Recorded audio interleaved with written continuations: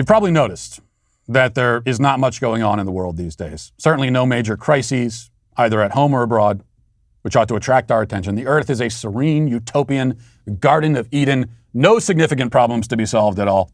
And this explains why thousands and thousands of people had both the time and energy to become deeply outraged yesterday over Carrie Underwood liking a tweet. The country superstar was trending on Twitter, and still might be actually, and the mob was all riled up because she had apparently, at some point in the last few days, made the unconscionable decision to hit the little heart button in reaction to a tweet from a conservative commentator who was criticizing mask mandates for children. And worst of all, perhaps, is that the conservative commentator was yours truly. It was my speech to the school board that Underwood was expressing her approval of, and I feel quite guilty, as though I'm responsible for all of this controversy. Or at least I would feel guilty if it wasn't so damned hilarious. Perusing some of the outraged comments, you find lots of people claiming to have been betrayed by the Twitter like.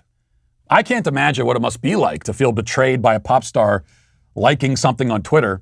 And that's mostly because I'm not mentally ill, so I don't know what that would feel like. Many others accused Underwood of being a MAGA extremist and an anti-vaxxer, even though my video made no mention of vaccines, much less Donald Trump. And I saw at least one comment from somebody implying that they might kill themselves because Carrie Underwood liked my video. Totally normal and rational response. Another person tweeted this. They said, quote, "Absolutely gutted by the Carrie Underwood news. I used to wear a bracket that said, 'What would Carrie Underwood do?' to remind me to always do the right thing. I can't believe such a kind, caring person would be against wearing a mask to save lives. My heart is broken." Yes, it's quite tragic. His heart is broken. His brain was obviously broken years ago. He's running out of internal organs. This is a problem. And many comments were just like this. People utterly devastated to discover that their favorite singer has at least one viewpoint that differs from their own. This is a reality that many people today, especially those on the left, cannot handle. And needless to say, however, not one outraged person attempted to explain why the bad speech from the scary conservative was wrong.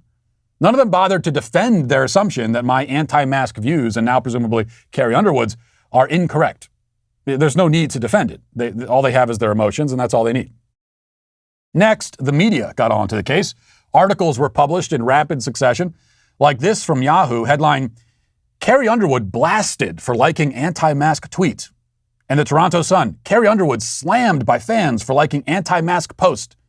And Radar Online, "Carrie Underwood facing backlash after liking tweet supporting right-wing commentators' anti-mask speech calling school mandate child abuse." And the Daily Mail, "Carrie Underwood faces backlash from fans after liking anti-mask tweet made by a conservative commentator." Perez Hilton posted to Instagram explaining that the main controversy, in his opinion, is not Underwood liking the tweet, but rather who made the original tweet. He then prompted his followers to swipe up for the details about me.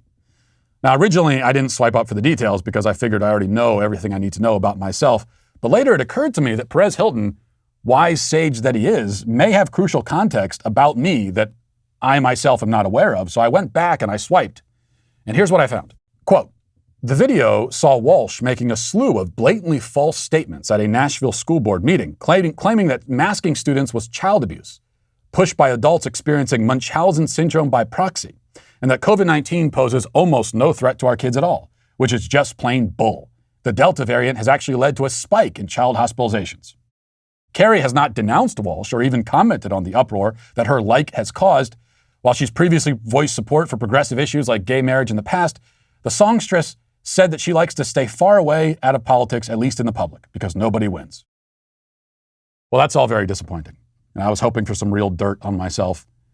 Instead, once again, we have someone claiming that my claims are wrong while providing no evidence at all to actually debunk my claims. The bit about a spike in child hospitalizations links to an article in the New York Times, and that article says right at the top, because this is something that I do, kind of a radical thing, where when someone links to something claiming that the link provides evidence for whatever statement they're making, I will actually click on the link and read it.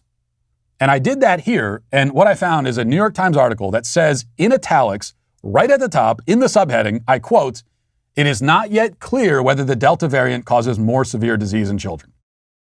Translation: all of the data shows that COVID is not a serious threat to children, and there is no data right now at all to suggest otherwise. But maybe there will be one day in the future, the media hopes. But back to the Twitter like, which again is the most important issue here, and also the most important issue on Earth. As we know, the final step in any controversy of this type is the fact check. And dutifully, the media fact checkers leapt into action. Newsweek published this that says, fact check, did Carrie Underwood's Twitter account like an anti-mask mandate video? Now, this is something that you'd think you could check in 4 seconds by going to her account and looking, but Jacob Jarvis at Newsweek somehow managed to wring an entire lengthy article out of this subject, presumably describing his entire investigative process. It was a bold and daring journey, no doubt. He was like Indiana Jones, hacking through the jungle, battling Nazis, navigating through ancient temples, running from boulders, all to find out whether Carrie Underwood liked my tweet. And it turns out, yes, she did. The legends of old are true. As for the identity of the dastardly villain who posted the original tweet, Jarvis discovered this. He wrote, quote, Walsh has more than 620,000 Twitter followers and describes himself as a theocratic fascist, philanthropist, and beekeeping influencer on his profile. In another tweet, Walsh said, quote, all of you pathetic dummies having a hissy fit are driving thousands of views to my video that you're mad about. So yeah, it's great. Now, wait a minute. That doesn't sound like something I would say, does it? Well, I guess it does. And it does also sound kind of rude when you reprint it in an article like that. And you might argue that grown adults reduced to tears because a pop star has one opinion they disagree with certainly deserve a rude and insulting response like that. These are indeed pathetic dummies, and they probably haven't been called pathetic dummies enough in their lives. It's important for them to know that they're pathetic dummies so that perhaps one day they might have a chance of becoming something other than a pathetic dummy. You might argue that, but you might see it from the other side too. In fact, the more that I've reflected on this issue, the more that I've come to see, really, that the outrage mob is right. I am an extremist, a radical, frankly, a scoundrel. I'm a dangerous man, and my opinions are dangerous, and my tweets are a hazard to your health. Who knows how many people I've killed with my tweets and my statements and my opinions? The streets are riddled with the bodies of my victims. People who were walking along, looked at their phone, encountered one of my opinions by accident, dropped dead on the spot. It's happened more times than I can count. Carrie Underwood should know better than to agree with anything that I say, much less to publicly agree.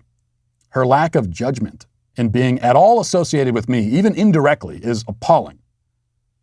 I'm the most appalled and the most offended because I know better than anyone what a horrible monster I am. Look, if you're offended by my opinions, imagine how I must feel. I'm the one who has to think them. They're in my head. I got to live with this every day. And if you hate the opinions I say out loud, you cannot fathom the opinions I don't say out loud.